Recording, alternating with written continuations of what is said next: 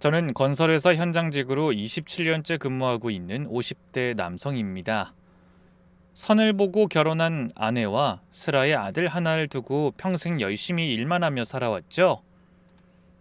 열심히 살면 신이 알아줄 거라고 믿었는데 꼭 그렇지는 않더라고요. 오늘은 제 인생이 송두리째 뒤집힌 그 일에 대해 들려드릴까 합니다. 아내와의 만남도 대략 27년 전 봄이었을 거예요. 그때 저는 20대 중반으로 막 건설회사에 입사한 신입사원이었죠. 회사 선배가 소개팅을 주선했는데 선배 부인의 대학 동창이랍니다. 야, 현수야, 이번 주말에 시간 있어? 괜찮은 아가씨가 있는데 한번 만나봐. 선배, 전 아직 결혼 생각이... 에이, 나이가 몇인데 아직도 그런 소리야. 일단 만나나 봐. 정말 괜찮은 여자야. 영어 교사인데 성실하고 착하고, 야, 무엇보다 예쁘다니까? 선배의 강권에 못 이겨 약속을 잡았죠. 첫 만남 장소는 명동의 한 찻집이었습니다. 약속 시간보다 30분이나 일찍 도착해서 기다리고 있었어요. 긴장해서 커피만 3잔째 마시고 있는데 단정한 차림의 여성이 들어왔죠. 검은색 원피스에 베이지색 가디건을 걸친 모습이 참 단아해 보였어요.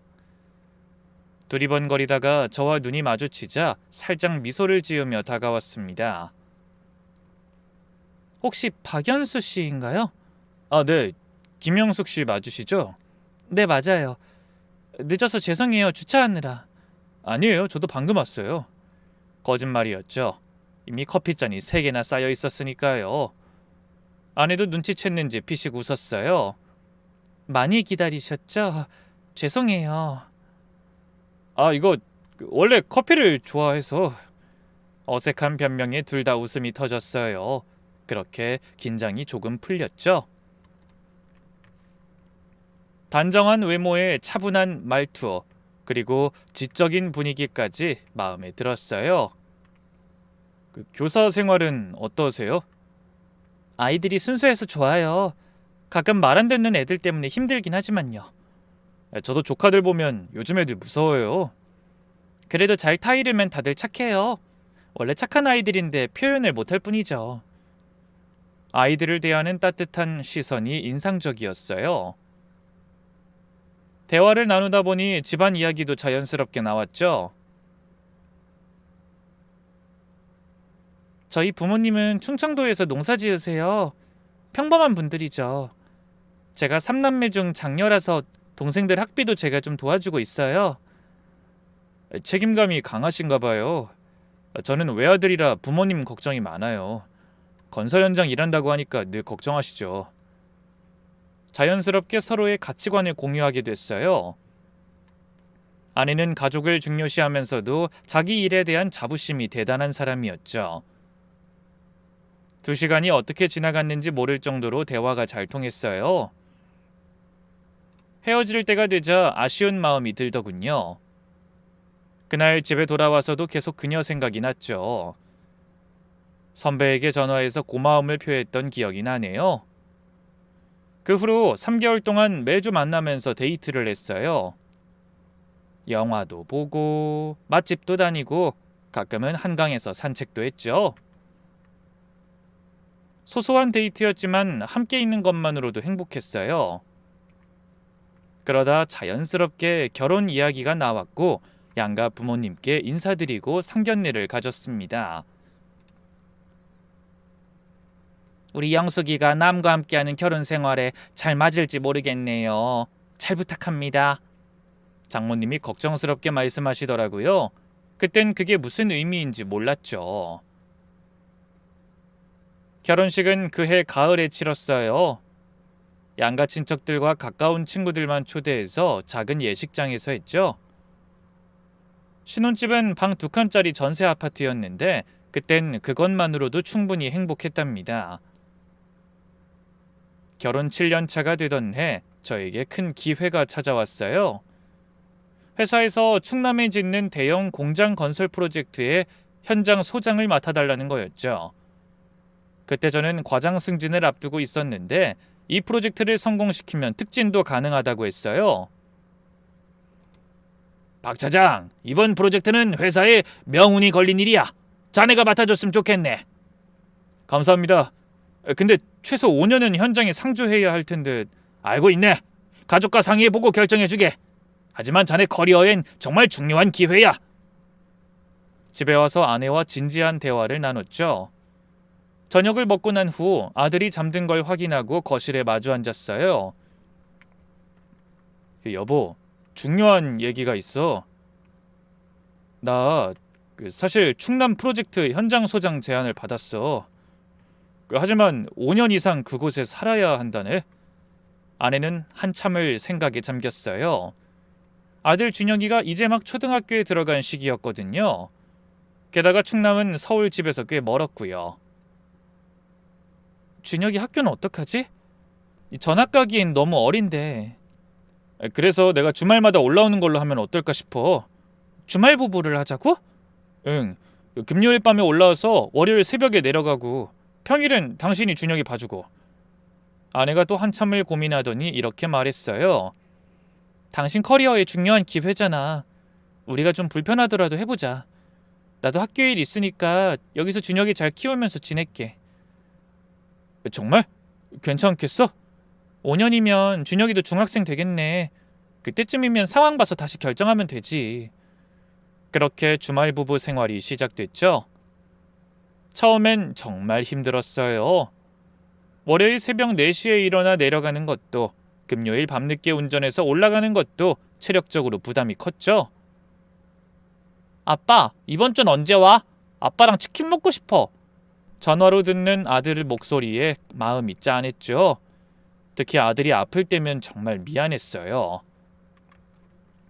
여보, 준혁이가 감기에 걸렸어. 열이 39도까지 올라가.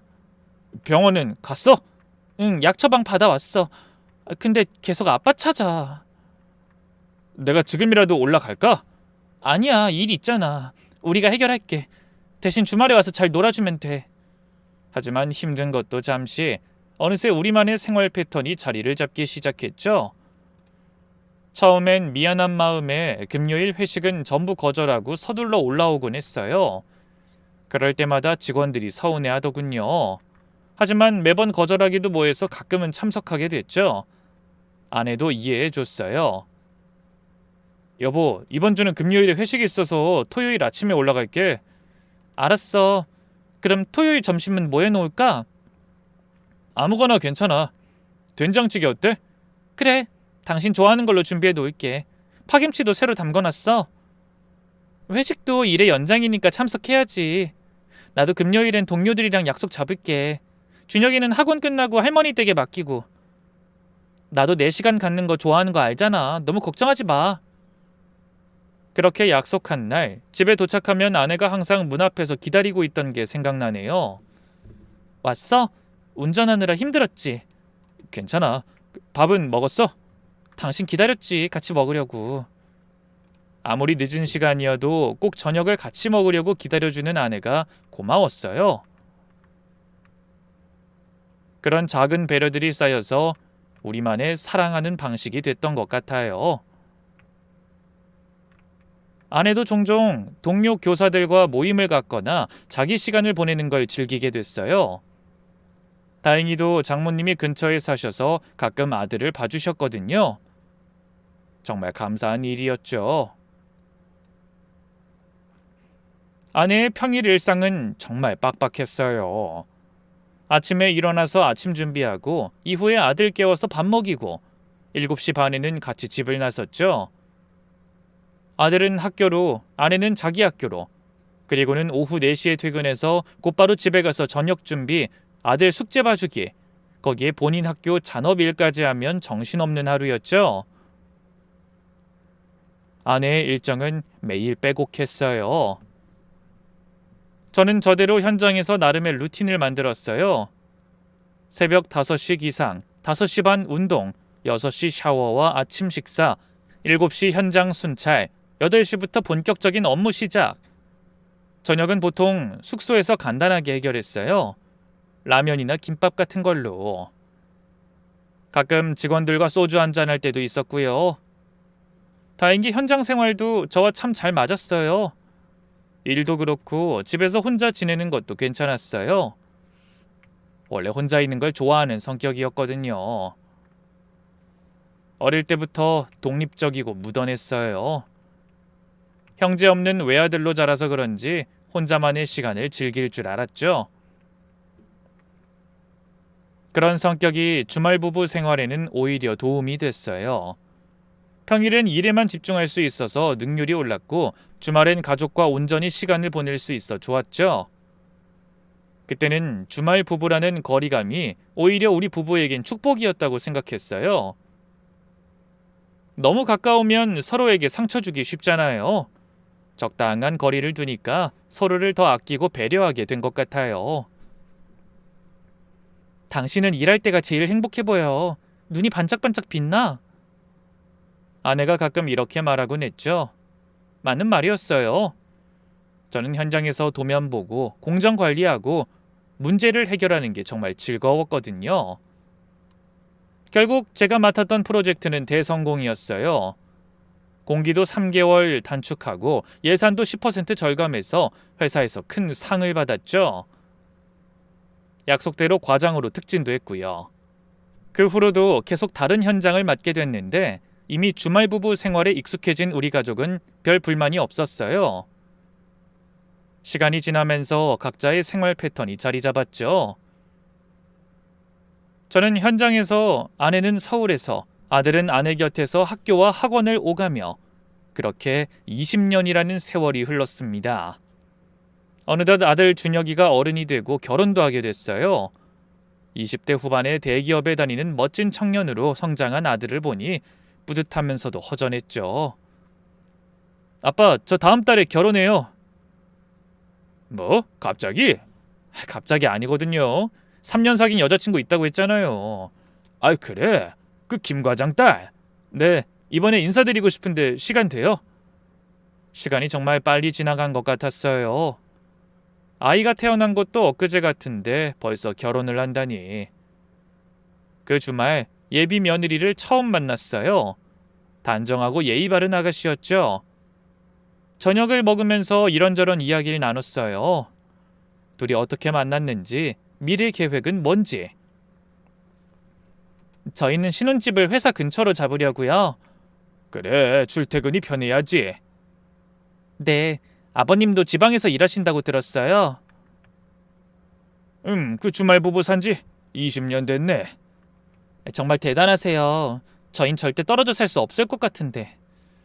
젊은 사람들의 다정한 모습이 보기 좋았어요. 우리도 저럴 때가 있었는데. 결혼 준비는 순조롭게 진행됐고 10월에 화창한 날 결혼식을 올렸어요. 신부 입장할 때 아내가 훌쩍거리더라고요.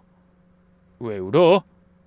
그냥 애가 이렇게 컸구나 싶어서 뭉클하네. 우리 아들 정말 잘 컸어. 그렇게 아들이 나가고 나니 서울집이 확 조용해졌어요. 주말에 집에 와도 아들 방은 텅 비어 있고 식탁도 아내와 주 둘이 앉기엔 너무 커 보였죠. 이제 진짜 우리 둘만 남았네. 그러게, 시간 참 빠르다. 준혁이 낳은 게 엊그제 같은데. 이제 우리 둘만 남은 이 시간이 또 다른 시작인 것 같았어요. 은퇴 후 계획도 슬슬 이야기하게 됐고요. 당신 은퇴하면 뭐 하고 싶어? 글쎄, 여행도 다니고 싶고 텃밭도 가꾸고 싶네. 좋네. 나도 학교 그만두면 같이 하자. 이렇게 평범한 일상이 계속될 줄 알았는데 인생은 정말 예측할 수 없네요. 그 일의 시작이 언제인지, 제 마음의 의심을 품은 게 언제인지 거슬러 보면 아마도 작년이었습니다. 아들과 며느리가 결혼 후에 저희 부부와 사돈댁이 함께 모여서 식사를 한 적이 있거든요. 화기애애한 분위기로 식사하며 이런저런 이야기를 나누던 중이었는데 문득 사돈 어른이 이렇게 물으셨어요. 근데 혹시 지방에 친척분들 계신가요? 아내가 자연스럽게 대답했죠. 네, 친정이 충청도예요. 어머니가 아직 그곳에 계시고요. 그래서 가끔 내려가시나 봐요. 지난번에 대전에서 뵀던 것 같은데. 대전이요? 언제쯤이었는데요? 아내한테 들은 적 없는 일 같아 제가 물었습니다. 두어 달 전에 대전역에서 뵌 것 같거든요. 가시는 걸음이 바빠 보여 인사를 못 드렸지만요. 그때 어머니 생신이어서 다녀왔어요. 아내가 웃으며 대답했어요. 자연스러운 미소였지만 왠지 모르게 어색해 보였달까요? 요즘 같은 세상에 또 우리 연배에 멀리 계신 부모님 자주 찾아뵙는 분이 드문데 대단하시네요. 과찬이세요. 자주는 못 가고 특별한 날에만 가요. 그렇게 대화는 자연스럽게 다른 주제로 넘어갔어요. 하지만 그때 사돈 어른의 표정이 묘했던 게 기억나네요. 뭔가 더 하고 싶은 말이 있는 것 같았는데 분위기상 그만둔 것 같았죠. 상견례가 끝나고 집에 돌아오는 길 아내에게 물었어요. 장모님 생신이 2달 전이었어? 응, 왜? 아니 그냥 내가 깜빡했나 싶어서. 당신이야 날짜 같은 거 잘 못 외우잖아. 그때까지만 해도 별거 아닌 일로 넘겼어요.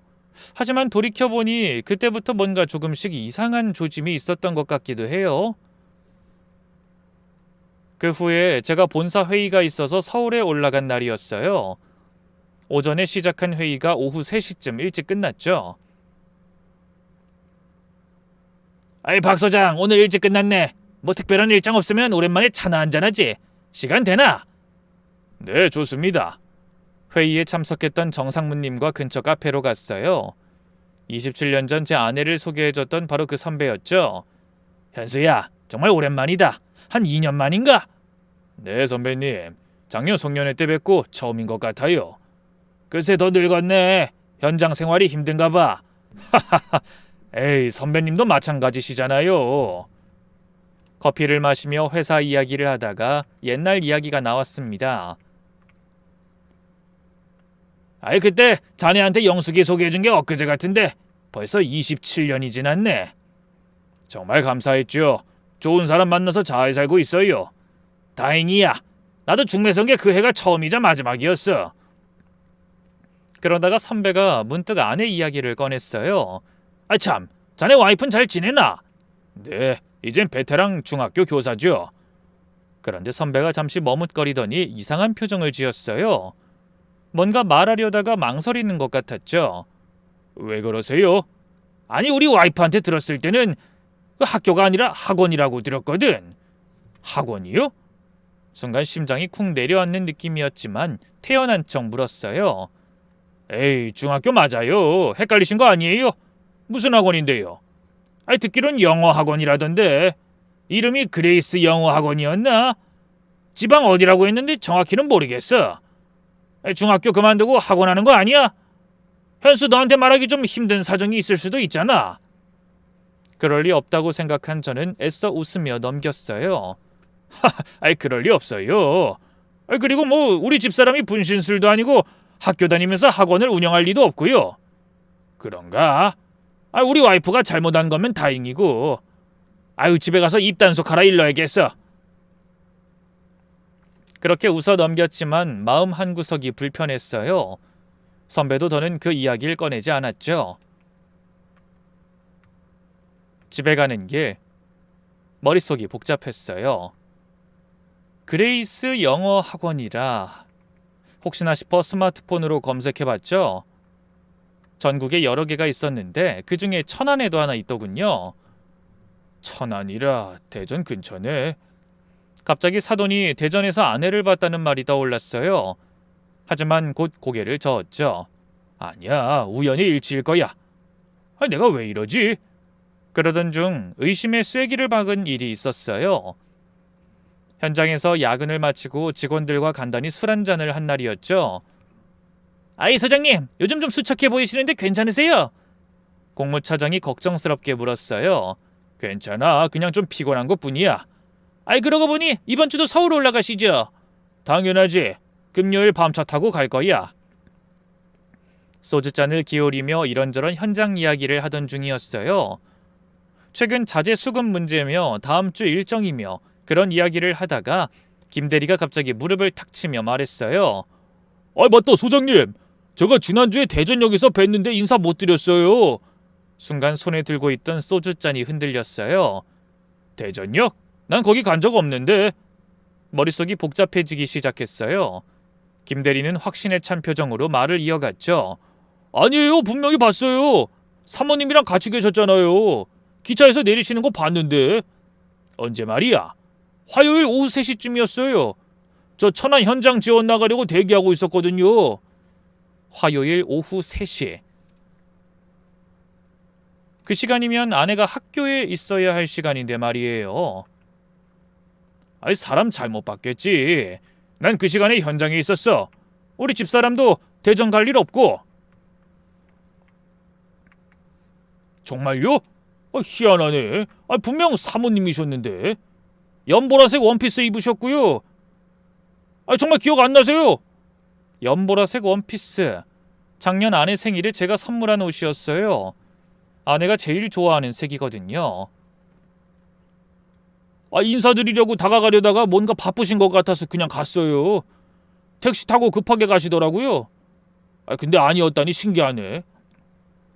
공무차장이 제 표정과 분위기를 파악하고 화제를 돌렸어요. 김대리 술 좀 작작 마셔. 헛것 봤나 보네. 진짜라니까요. 알겠습니다. 제가 잘못 봤나 보네요. 죄송합니다. 그렇게 대화는 다른 주제로 넘어갔지만 전 계속 그 이야기가 머릿속에서 떠나지 않았어요. 다음 날 아침 조심스럽게 아내에게 전화를 걸었죠. 여보, 잘 잤어? 당신은 어제 술 마셨어? 뭐 조금.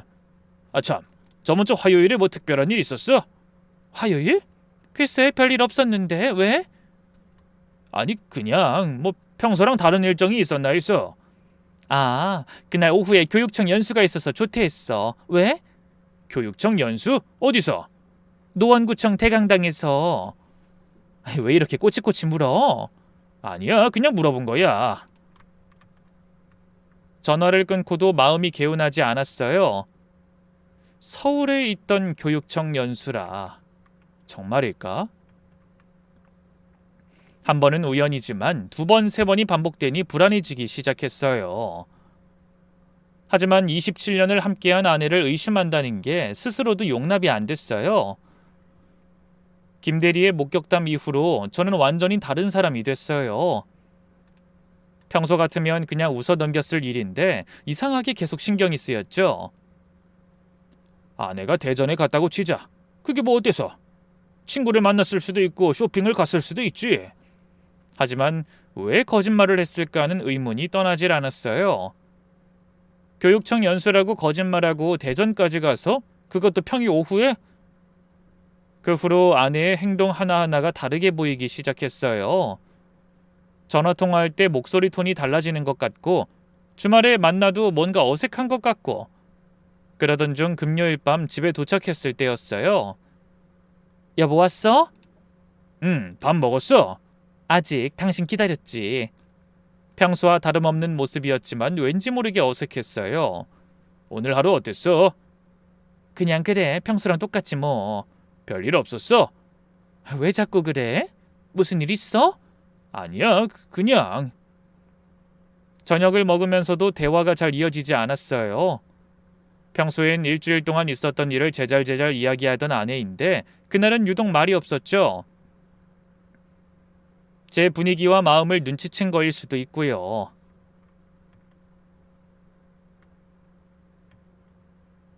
여보, 무슨 생각해?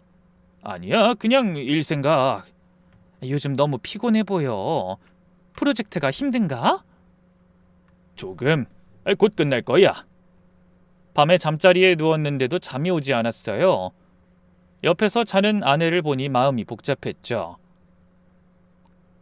27년을 함께 산 사람인데 내가 너무 예민한 건가? 월요일 새벽 현장으로 내려가는 길도 힘들었어요.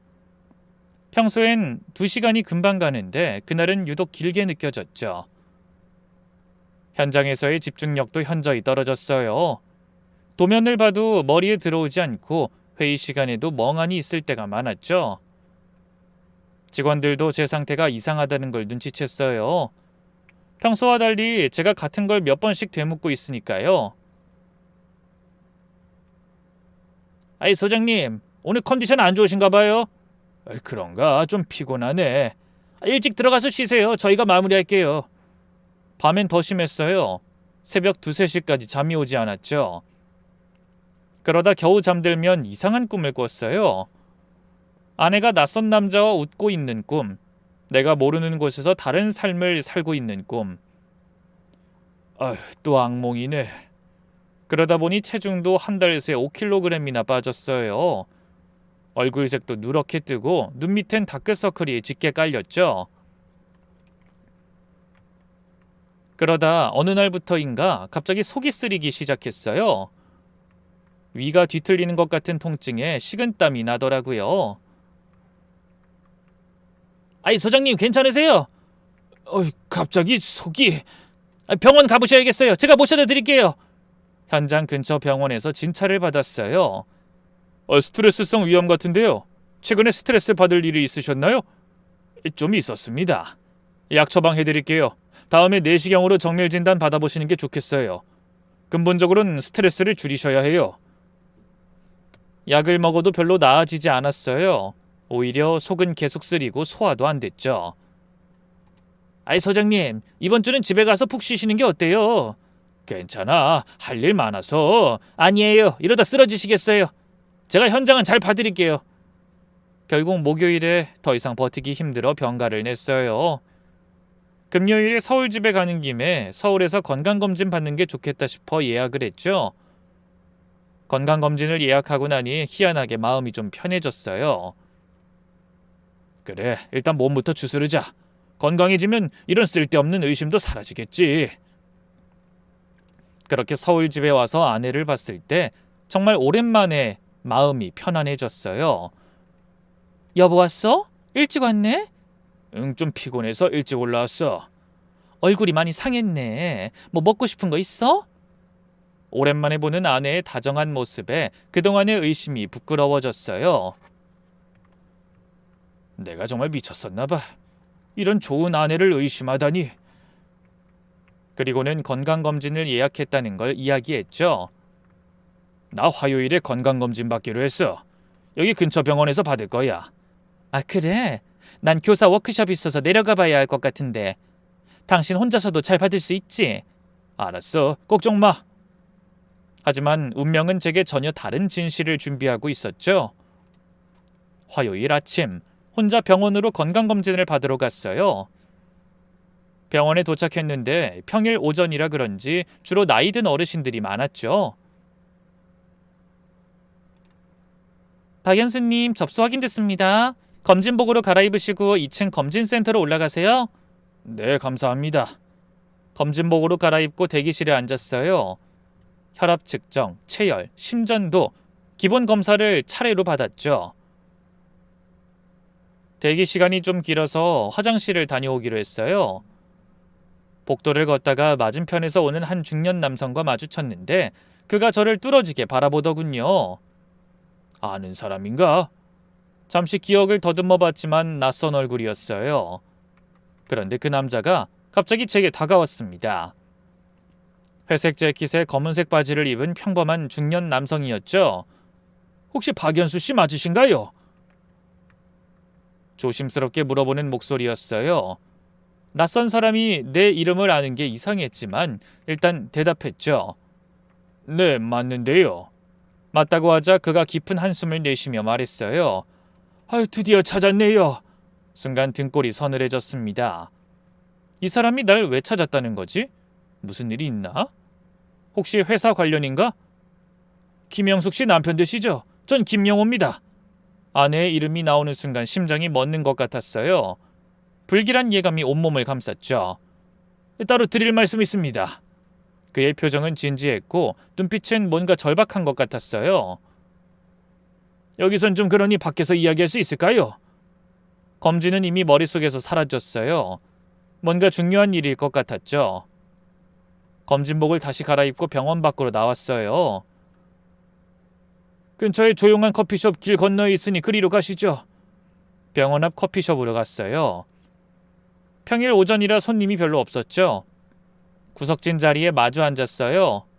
커피를 앞에 두고서 어색한 침묵이 흘렀어요.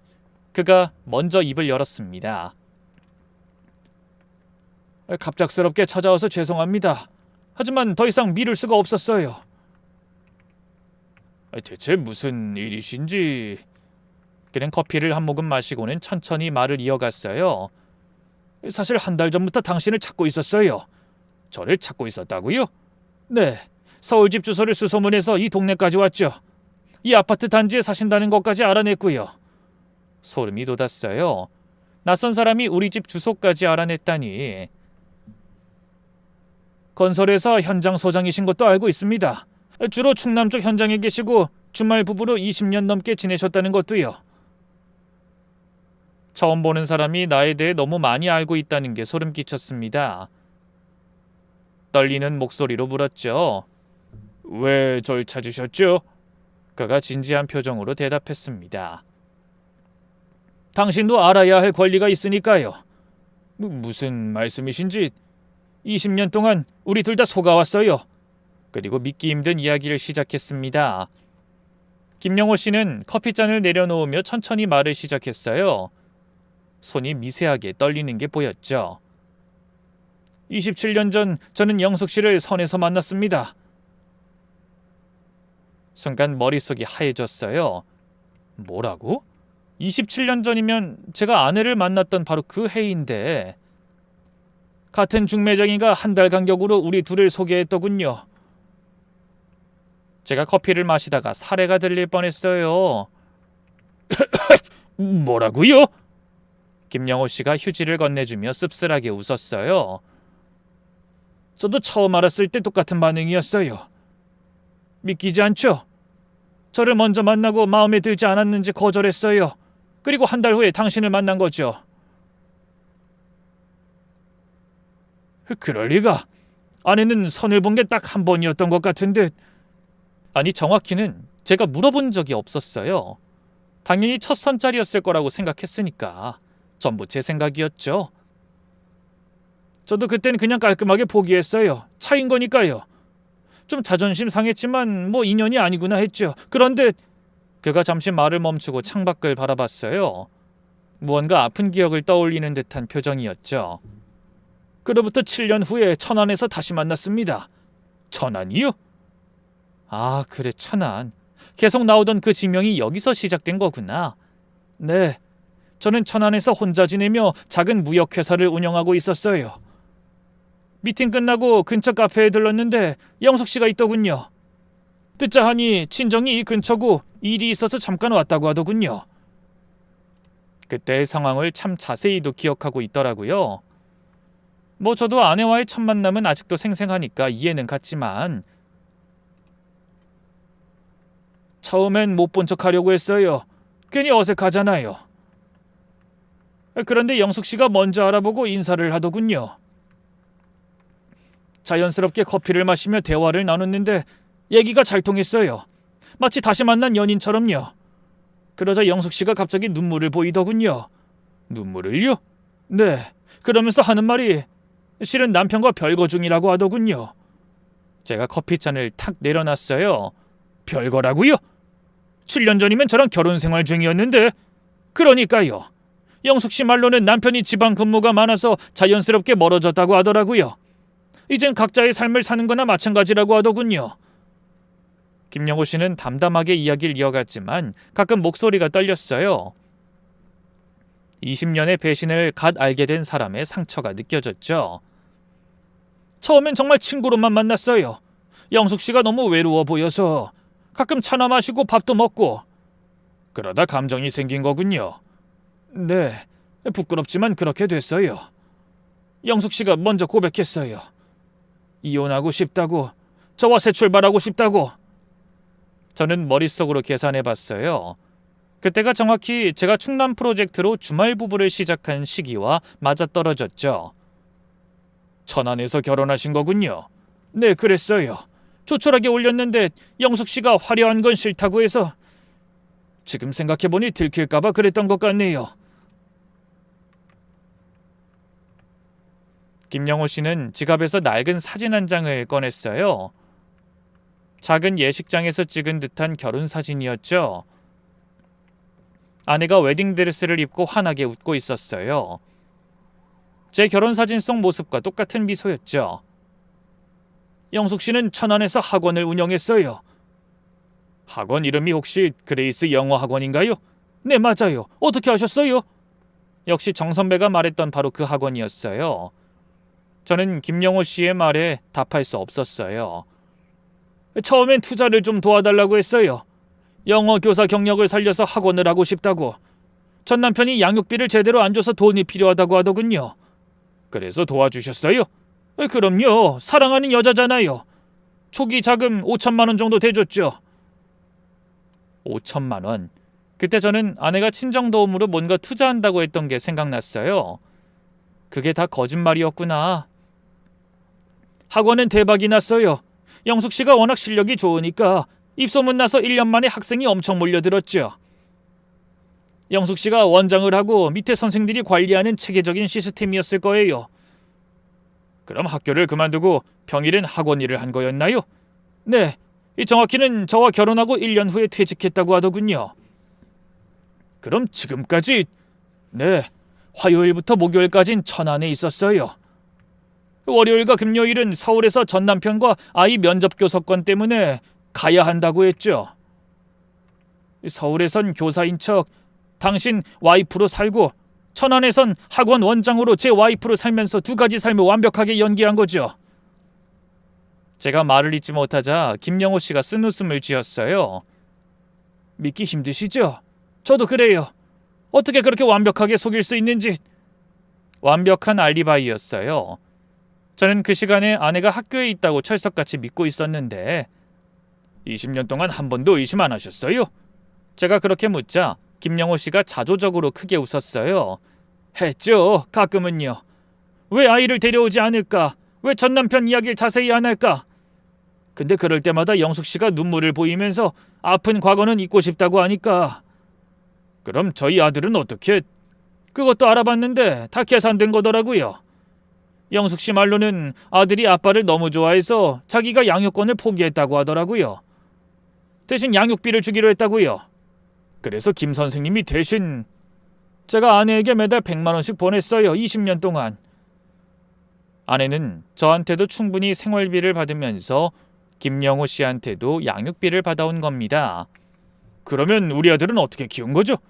화요일부터 목요일까지 천안에 있었다면서요. 제 질문에 김영호 씨가 한숨을 쉬었어요. 그것도 나중에 한 건데 영숙 씨 어머니가 도와주셨대요. 장모님이요? 그러고 보니 장모님이 서울집에 자주 오셨죠. 아들 준혁이 어릴 때는 거의 매일 오셨던 것 같은데 설마 그때부터 다 알고 계셨던 건가? 네, 화요일에서 목요일은 할머니가 돌봐주고 금요일부터는 엄마가 직접 돌봤다고 하더군요. 그렇군요. 그럼 혹시 김영호 씨와 아내 둘 사이에 자식이 있나요? 김영호 씨 표정이 복잡해졌어요. 네, 이 수연이라고 제가 정말 사랑하는 딸이에요. 맙소사, 아내에게 딸까지 있던 겁니다. 어떻게 이럴 수 있는지. 아들 준혁이는 그것도 모른 채 홀로 컸다는 건데 믿기지 않아 눈물이 나왔습니다. 어떻게 저만 그 사실을 까마득히 모르고 있던 걸까요? 김영호 씨가 커피 얼음을 씹으며 이야기를 이어갔어요. 한 달 전에 제가 이 모든 걸 알게 된 계기가 있어요. 중매쟁이를 만나셨다고요? 네, 어느 호텔 로비에서 우연히요. 그분이 아마 박현수 씨 회사 선배 와이프일 거예요. 김영호 씨는 한 달 전에 그날을 생생히 기억한다고 했어요. 거래처 미팅 때문에 로비에서 기다리고 있었어요. 근데 누가 제 이름을 부르더라고요. 영호 씨? 김영호 씨 맞죠? 네? 안녕하세요. 어머, 정말 오랜만이네요. 내가 맞지? 27년 전에 선봐준 최 여사야. 영호 씨 이모 친구. 중매쟁이 박 여사는 나이가 많이 드셨지만 여전히 정정해 보였대요. 그래, 그때 그 아가씨하고는 안 됐지만 다른 좋은 사람 만났겠지? 김영호 씨가 웃으며 대답했대요. 아, 네, 실은 그 아가씨랑 결혼했어요. 뭐? 영숙이랑? 그때 안 됐다고 했잖아. 박 여사가 깜짝 놀라서 목소리가 커졌대요. 주변 사람들이 쳐다볼 정도로. 선보고 6년 후에 다시 만나서 결혼했어요. 지금 20년째 잘 살고 있고요. 그러자 박 여사의 표정이 완전히 굳어졌다고 해요. 그게 무슨 소리야? 영숙이 님이 그때 결혼해서 잘 살고 있는데? 네, 근데 이혼했대요. 저도 다 알고 만난 거예요. 아니, 아직도 잘 지내고 있다고. 작년인가 서울 백화점에서 만났어. 남편이랑 쇼핑하고 있더라고. 아들도 결혼했다면서 사돈 자랑하고. 김영호 씨는 그 순간 하늘이 무너지는 것 같았대요. 그럴 리가 없어. 영숙 씨는 이혼했다고 했는데. 이혼? 아니, 무슨 소리야? 내가 직접 봤다니까. 인사도 하고 남편이랑 팔짱 끼고 다정하게 다니던데. 박 여사는 확신에 차서 말했고 김영호 씨는 더 이상 부정할 수가 없었대요. 혹시 혼인신고는 했어? 아니, 안 했어요. 집사람이 이혼하고 나서 혼인신고 같은 게 너무 싫어졌다고 해서요.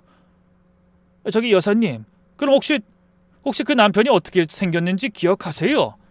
아이, 그럼 키 크고 듬직하게 생긴 양반이야. 건설에서 다닌다고 했지. 이름은 박현수일 거야. 바로 저였죠. 그래서 바로 사설탐정 고용했어요. 그럼 안 되는 걸 알지만 정신이 너무 피폐해지고 삶이 구렁텅이에 빠지니까 어떻게 해서든 진실을 알아야겠더라고요. 일주일간의 미행 결과는 충격 그 자체였대요. 아내가 정말로 서울에 또 다른 가정이 있었고 20년 동안 두 집 살림을 해왔다는 걸 확인한 거죠. 탐정이 찍어온 사진 보고 며칠 동안 먹지도 자지도 못했어요. 그래서 절 찾으신 거군요. 네, 혼자만 이대로 고통받을 순 없잖아요. 어떻게든 이 일을 정리해야 하니까요. 당신도 알 권리가 있고, 그리고 김영호 씨가 잠시 말을 멈췄어요. 그리고 영숙 씨에게 직접 따지면 또 거짓말로 빠져나갈 것 같았어요. 20년을 속인 사람인데 혼자선 진실을 들을 수 없을 것 같았죠. 그래서 3자 대면을 택한 거구나. 더 이상 변명할 수 없도록. 지금 바로 가시겠습니까? 아내는 집에 있을 거예요. 천안에 있는 우리 집에. 김영호 씨의 물음에 잠시 망설였어요. 정말로 가야 하나? 27년의 결혼 생활이 전부 거짓이었다는 걸 눈으로 확인하러? 근데 이상하게도 이 마음이 담담했어요. 아니, 오히려 시원한 기분마저 들었달까요? 그동안 품었던 의심이 맞았다는 안도감 같은 거. 네, 갑시다. 더 미룰 이유가 없죠.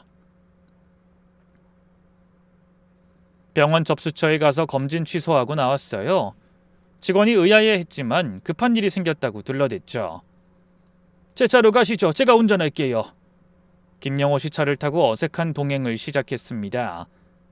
깔끔하게 관리된 차 안에서 그 사람의 성격이 느껴졌죠. 아내가 이런 성실한 사람도 속였구나 싶어서 씁쓸했어요. 고속도로에 올라서자 김영호 씨가 먼저 말을 꺼냈어요. 이런 말 그쪽한테 하는 게 어떨지 모르겠지만 저는 20년 동안 정말 행복했어요. 아침에 일어나면 영숙 씨가 차려준 밥 먹고 저녁엔 같이 TV 보고 소소한 일상이었지만 그게 전부였죠. 저도 그랬어요. 비록 주말뿐이었지만.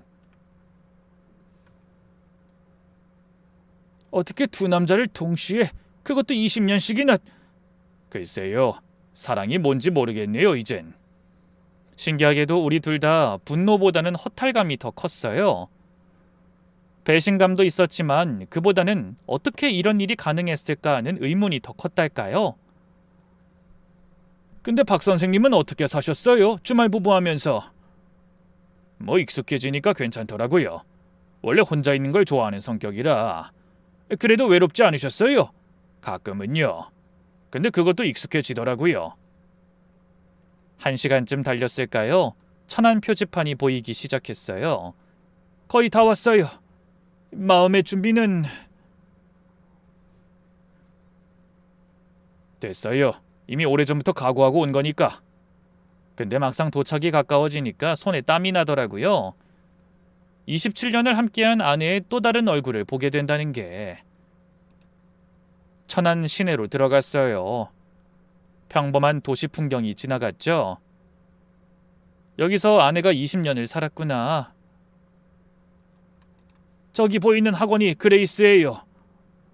4층 건물 전체를 쓰는 꽤 큰 학원이었어요. 간판도 크고 화려했죠. 엄청 큰 학원이네요. 네, 천안에선 꽤 유명해요.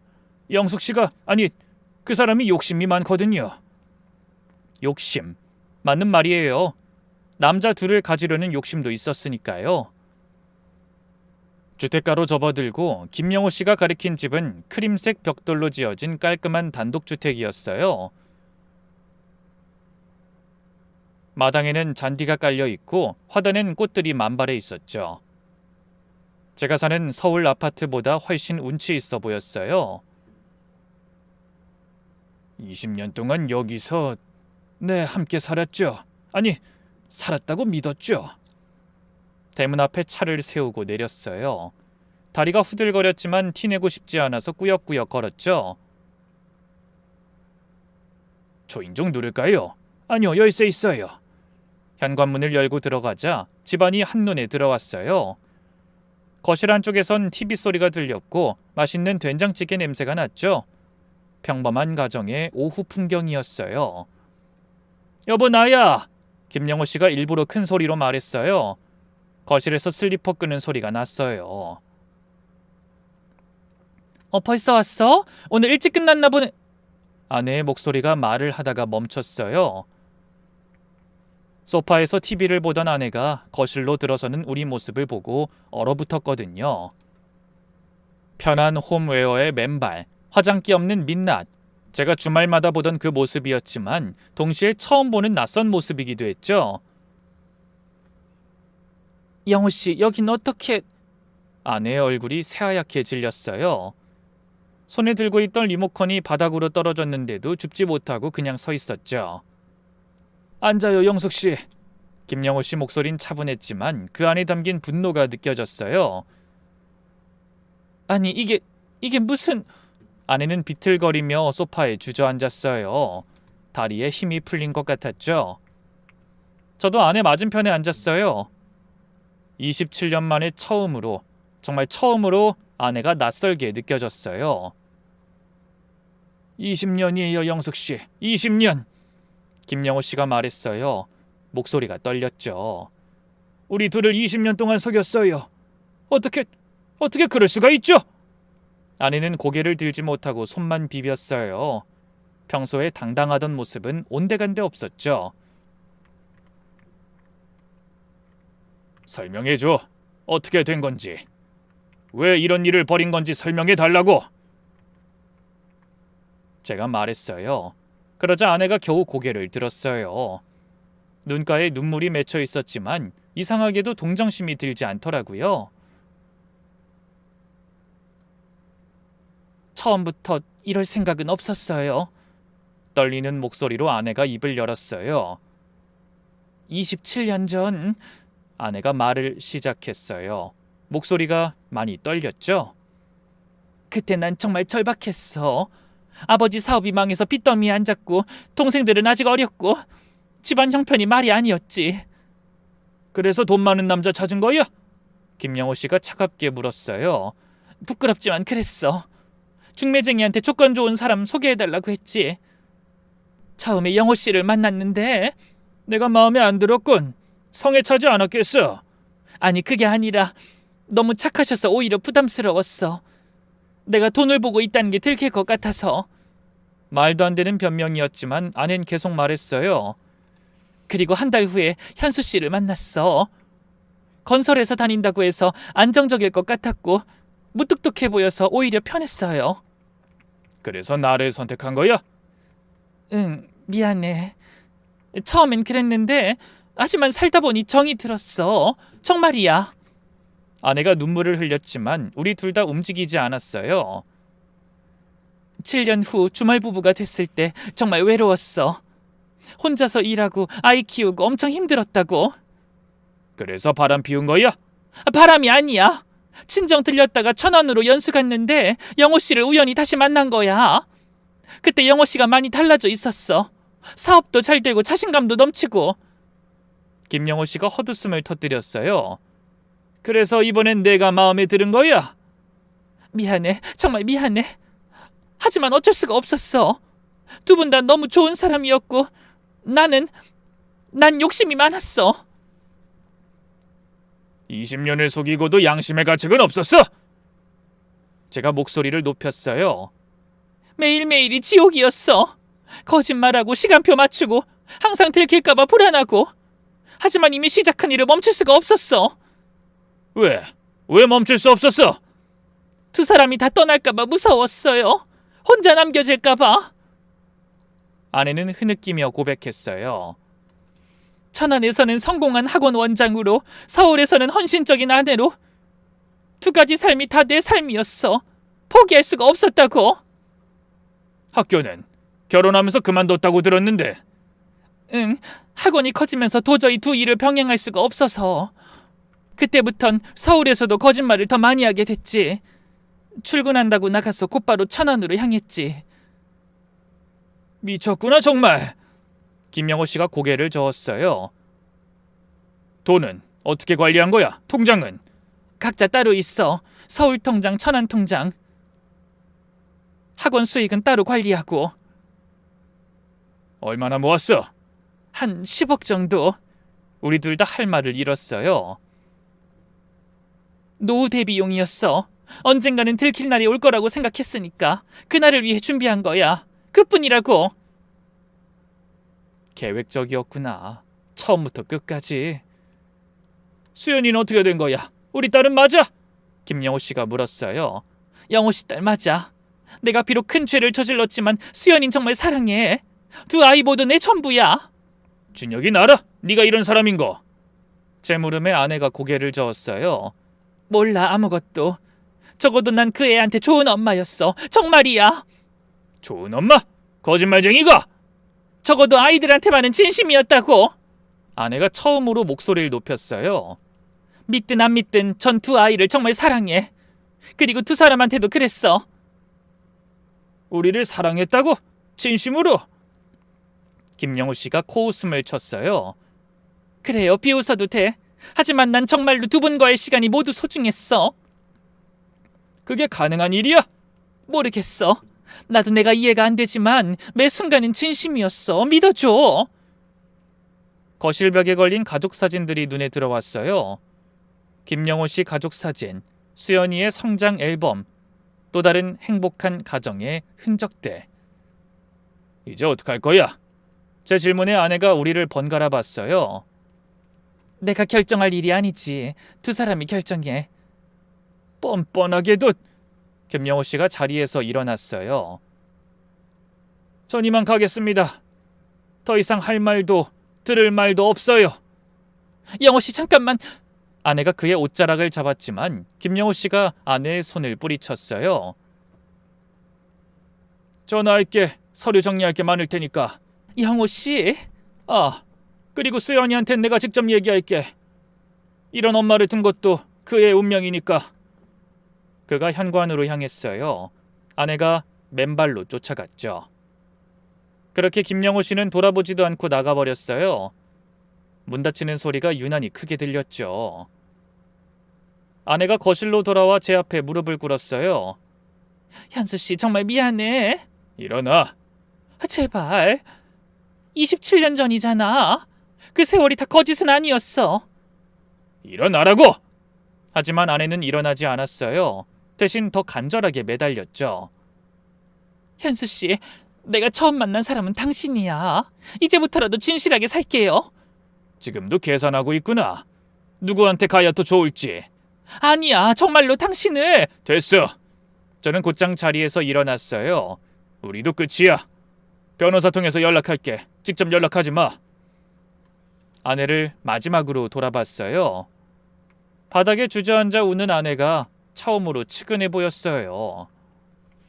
하지만 그래, 모든 게 거짓은 아니었겠지. 하지만 그 진실마저도 거짓 위에 세워진 거잖아. 한 번만 기회를 줘. 기회? 20년 동안 매일이 기회였어. 진실을 말할 기회. 근데 넌 단 한 번도 그 기회를 쓰지 않았잖아. 집을 나서려는데 아내가 마지막으로 물었어요. 준혁이한테 뭐라고 할 거야? 잠시 망설였어요. 그래도 준혁이한테만큼은 좋은 엄마였을지도 모르니까. 걱정 마. 네가 어떤 사람인진 말하지 않을게. 그 정도 자빈 베풀어 줄 수 있어. 고마워요. 대신 당신도 준혁이한테 연락하지 마. 최소한 그 애가 결혼 생활에 안착할 때까진. 고개를 끄덕이는 아내를 뒤로하고 집을 나섰어요. 밖에는 김영호 씨가 차에 기대 서 있었어요. 그에게 제가 말했죠. 그래도 전 주말뿐이었고 당신은 더 긴 날들을 함께 했잖아요. 그러니 더 나은 삶을 살았다고 생각하세요. 김영호 씨가 쓸쓸하게 웃었어요. 그게 위안이 될까요? 더 오래 속았다는 게. 맞네요. 앞으로 잘 사세요, 박 선생. 김 선생도요. 악수를 나누고 돌아섰어요. 서로 다시는 만나지 않을 거란 걸 알면서도. 그로부터 6개월이 지났습니다. 이혼은 생각보다 순조롭게 진행됐어요. 아내가 유책 배우자임을 인정하고 재산 분할에도 깔끔하게 응했거든요. 위자료로 5억을 받았어요. 아내가 모아둔 10억 중 일부였죠. 김영호 씨는 어떻게 됐는지 모르겠어요. 연락을 주고받진 않지만 아마 저처럼 새 출발했겠죠? 준혁이한테 사실을 알리는 게 제일 힘들었어요. 이혼한다고 했을 때 아들의 표정을 잊을 수가 없네요. 아빠, 갑자기 왜요? 무슨 일 있어요? 그냥 오래 떨어져 살다 보니 마음이 멀어진 것 같다. 거짓말이었죠. 하지만 진실을 말할 순 없었어요. 아들에게도 이건 큰 상처일 테니까요. 엄마가 무슨 잘못을 했어요? 아빠가 바람 피웠어요? 아니다. 누구 잘못도 아니야. 그냥 맞지 않는 거지. 준혁이는 한동안 받아들이지 못했어요. 27년을 살았는데 이제 와서 안 맞는다고요? 말도 안 돼요. 준혁아, 엄마가 불쌍해요. 평생 아빠만 바라보고 살았는데. 그 말에 할 말이 없었어요. 아들이 아는 엄마는 그런 사람이었으니까. 그래도 네 엄마는 엄마야. 그건 변하지 않아.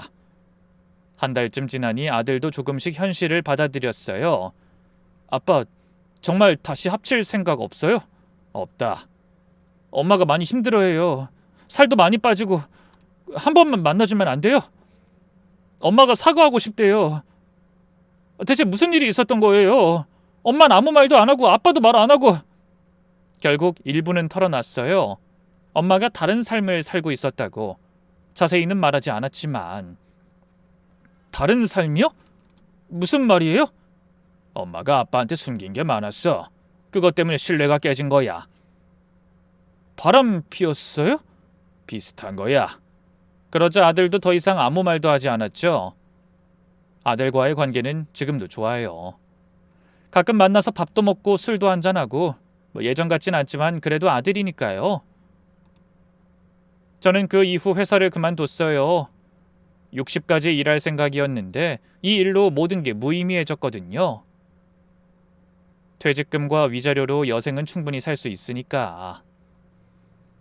지금은 작은 원룸에서 혼자 살고 있어요. 아침마다 강변을 걷고 오후엔 도서관에서 책을 읽고 심심하면 영화도 보고.